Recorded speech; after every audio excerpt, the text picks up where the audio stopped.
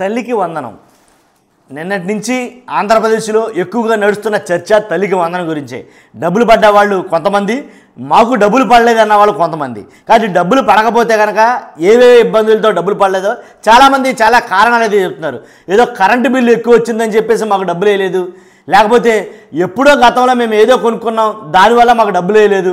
కాబట్టి ఇలాగ చాలా కారణాలు, చాలా కొన్ని వందల కారణాలు అయితే చెప్తున్నారు చాలామంది.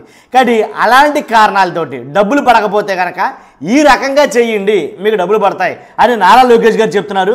అదేంటి అసలు ఆయన ఏం చెప్తున్నారు వినే ముందు నాది రిక్వెస్ట్ ఉంది, చాలా ఎక్కువ మందికి తెలియాల్సినటువంటి వీడియో.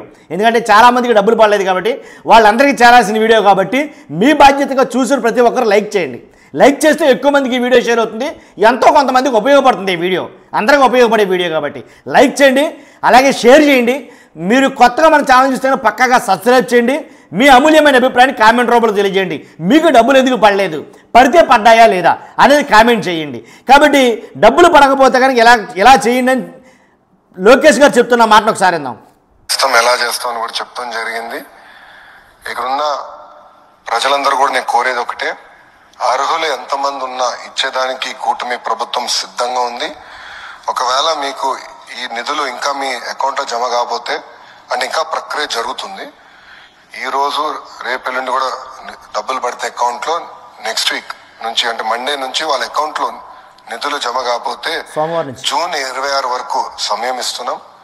మన మిత్ర ద్వారా అంటే వాట్సాప్ ద్వారా కానివ్వండి, లేదంటే GSWSకి వెళ్ళి ఏకంగా ఏమైనా మా దగ్గర ఉన్న డేటాలో పొరపాట్లు ఏమైనా ఉంటే తెలియజేస్తే సరిదిద్దుకుని అర్హులుగా గుర్తించడానికి ప్రభుత్వం సిద్ధంగా ఉంది. ఇంతేకాకుండా మీరు ఒకసారి చూస్తే ఇప్పుడు క్లాస్ 2 నుంచి క్లాస్ 10 వరకు మీరు చూస్తే, అదేవిధంగా సెకండ్ ఇయర్ స్టూడెంట్స్ కూడా చూస్తే సుమారుగా 30 లక్షల మంది బీసీ సోదరులకి తల్లికి వందనం వర్తించింది. 12 లక్షల మంది ఎస్టీ సోదరులకి. విన్నారు కదా ఏం చేయాలని చెప్పారు. అర్హత ఉన్న వారి పేర్లు అనర్హుల జాబితాలో ఒకవేళ ఉంటే కనుక వారికి ప్రభుత్వం ఒక అవకాశం కల్పిస్తుంది. అనర్హుల జాబితాలో చేర్చిన కారణాలపై వివరణ ఇవ్వాలి. ముఖ్యంగా వివరణ ఇస్తూ వాళ్ళు ఏం చేయాలంటే, ఉదాహరణకు విద్యుత్ బిల్లు ఎక్కువగా వచ్చింది అని కంప్లైంట్ వస్తే కనుక, అంటే మీకు రాకపోవడానికి గల అంటే మీకు ఎలిజిబిలిటీ ఎందుకు కాలేదని కారణం విద్యుత్ బిల్లు ఎక్కువగా వచ్చింది అని అంటే కనుక, అప్పుడు ఒకవేళ మీకు నిజంగా తక్కువగా వచ్చి ఉంటే కనుక ఆ బిల్లు పట్టుకుని వెళ్ళి చూపించాలా. ఎక్కడ చూపించాలి? సచివాలయానికి వెళ్ళి చూపాలి. అలాగే అక్కడ సిబ్బందితో కానీ వాళ్ళకి కానీ చూపించడం, లేదా ప్రభుత్వ వెబ్సైట్లో వీటిని పొందుపరచాలి. వాటిని పరిశీలించి ప్రభుత్వం తుది జాబితాను ఒక దాన్ని ఖరారు చేస్తుంది. అలా ఖరారు చేసిన జాబితా అంటే అర్హత పొందిన వారికి తల్లికి వందనం సొమ్ములు జూలై 5న జమ చేస్తుంది. అప్పటి వరకు అంటే నారా లోకేష్ గారు అయితే కనుక జూన్ 26 వరకు అవకాశం ఉందని చెప్పారు.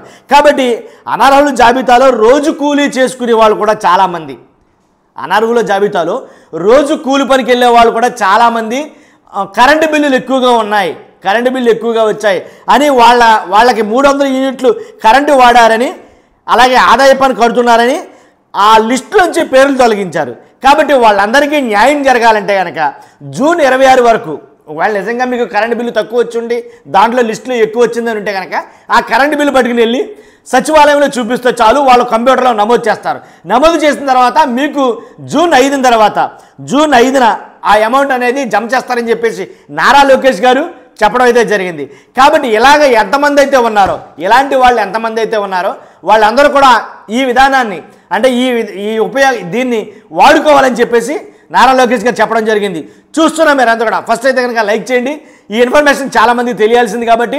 అలాగే కొత్తగా చూస్తే సబ్స్క్రైబ్ చేయండి. ఫస్ట్ లైక్ చేయండి, షేర్ చేయండి. Thank you very much.